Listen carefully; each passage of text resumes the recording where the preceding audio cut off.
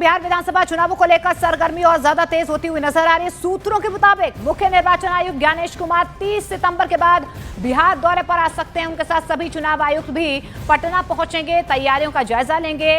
30 सितंबर को बिहार एसआईआर की प्रक्रिया पूरी होने के बाद आखिरी मतदाता सूची यहां पर जारी कर दी जाएगी। इसके बाद मुख्य निर्वाचन आयुक्त का पटना दौरा तय माना जा रहा है। माना तो ये भी जा रहा है कि बिहार पहुंचते ही चुनाव आयोग चुनाव विधानसभा चुनावों की तारीखों का ऐलान भी कर सकता है। सूत्र ये भी बता रहे हैं कि चुनाव की तारीख का ऐलान 2 अक्टूबर से 10 अक्टूबर के बीच किया जा सकता है, यानी कि अक्टूबर का पहला हफ्ता बिहार की राजनीति के लिहाज से बेहद अहम रहने वाला है।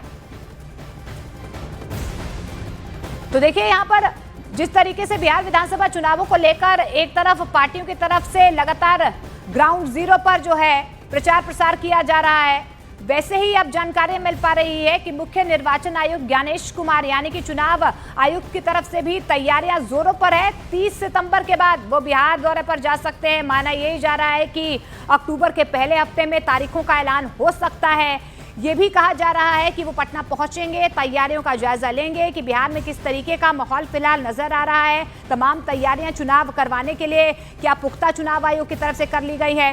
30 सितंबर को बिहार एसआईआर की प्रक्रिया पूरी होने के बाद आखिरी मतदाता सूची जो है वो भी जारी कर दी जाएगी और उसके बाद मुख्य निर्वाचन आयुक्त का पटना दौरा जो है वो तय माना जा रहा है। माना यह भी जा रहा है कि बिहार पहुंचते ही चुनाव आयोग चुनाव विधानसभा चुनावों की तारीखों का ऐलान भी कर सकते हैं। तो देखिए कभी भी चुनावों की तारीखों का ऐलान हो सकता है।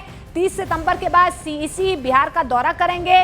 2 से 10 अक्टूबर के बीच ये ऐलान संभव है कि बिहार में चुनावों की तारीखों का ऐलान हो सकता है। अब देखिए आपको पिछले बिहार के विधानसभा चुनावों का गणित भी दिखाते हैं। महागठबंधन का कौन सा दल कितनी सीटों पर चुनाव लड़ा था और कितनी सीटें जीता था। अब आरजेडी की हम बात कर लेते हैं। 144 सीटों पर आरजेडी लड़ी थी और 75 सीटें उसने जीती थी। कांग्रेस की बात कर लेते हैं। 70 सीटों पर उन्होंने चुनाव लड़ा था और 19 सीटें ही कांग्रेस ने जीती थी।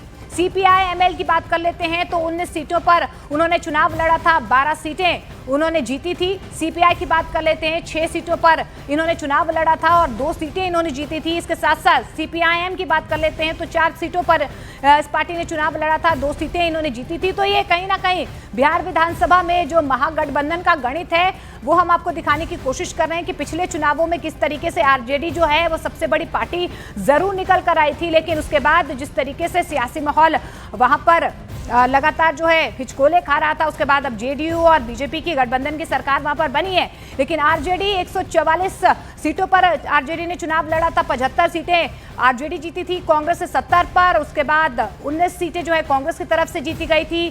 सीपीआई-एमएल ने 19 सीटों पर चुनाव लड़ा था, 12 सीटें उन्होंने जीती थी। सीपीआई की बात कर लेते हैं तो 6 सीटों पर उन्होंने चुनाव लड़ा था, जिनमें से 2 पर उन्होंने जीत दर्ज की थी। सीपीआईएम की बात कर लेते हैं तो 4 सीटों पर उन्होंने चुनाव लड़ा था और 2 पर जीत हासिल की थी। अभी फिलहाल जो है महागठबंधन का जो पूरा जो ताना बाना है वही नजर आ रहा है, क्योंकि सीट शेयरिंग को लेकर अभी तक कोई बातचीत या तस्वीर साफ नहीं हो पाई है। महागठबंधन में कौन मुख्यमंत्री होगा इसको लेकर भी अभी तक सस्पेंस बरकरार है।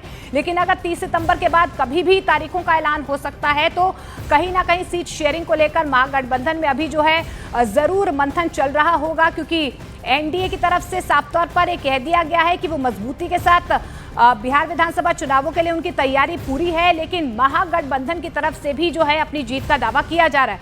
अब सीट बंटवारे की एक और तस्वीर हम आपको दिखा देते हैं। बीजेपी 110 सीटों पर उन्होंने चुनाव और जेडीयू की 115, वीआईपी की 11 और हम की अगर हम बात कर ले तो हमने 7 सीट जीती थी। और ये पूरा 243 सीटों का आंकड़ा हम आपको बताने की कोशिश करें कि किस तरीके से फिलहाल जो है तस्वीर बनती हुई नजर आ रही है। लेकिन बिहार चुनावों को लेकर कांग्रेस भी पूरी तैयारी में जुटी हुई है। कांग्रेस वर्किंग कमेटी की अहम बैठक माना यही जा रहा है कि 24 सितंबर को पटना में होगी। इस बैठक का आयोजन पार्टी मुख्यालय सदाकत आश्रम में किया जा रहा है। बैठक में राहुल गांधी कार्यकर्ताओं से सीधा संवाद भी करेंगे। खास बात तो ये है कि पटना में होने वाले इस बैठक को लेकर पार्टी कार्यकर्ताओं में उत्साह भी देखने को मिल रहा है। वहीं सदाकत आश्रम में बैठक की तैयारियां जोरों पर देखी जा रही है। सुरक्षा से लेकर स्वागत तक की तैयारियों में कांग्रेस नेता जुटे हुए हैं। कार्यकर्ता पूरा जोर लगाते हुए यहां पर नजर आ रहे हैं।